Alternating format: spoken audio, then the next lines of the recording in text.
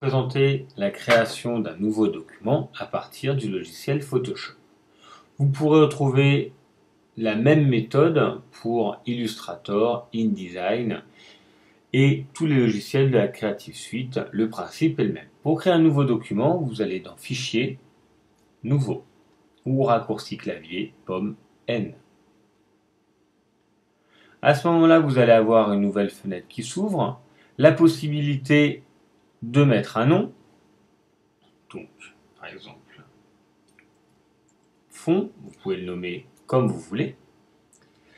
Vous allez pouvoir retrouver la largeur, la hauteur, exprimée suivant différentes mesures, soit en centimètres ou en millimètres, souvent utilisés quand vous allez pouvoir faire du print, et en pixels quand vous allez vouloir travailler pour du web. Donc là, vous choisirez les mesures qui vous conviennent.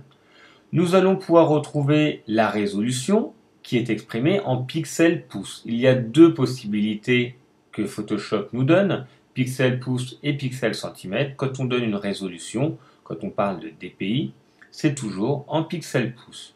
Nous allons utiliser pour des formats qui vont jusqu'au format A3 environ 300 dpi, qui est la haute résolution, donc 300 pixels pouces, qui est utilisé pour le print. Si vous allez faire des formats plus grands, vous pouvez réduire à 150 dpi, car la plupart des traceurs, des imprimeurs qui utilisent des traceurs sont calibrés en 150 dpi.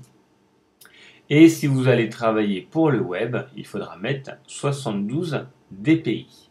Au niveau du mode colorimétrique, de même, nous allons choisir la couleur CMJN si nous voulons travailler pour le print et la couleur RGB si nous voulons travailler pour le web.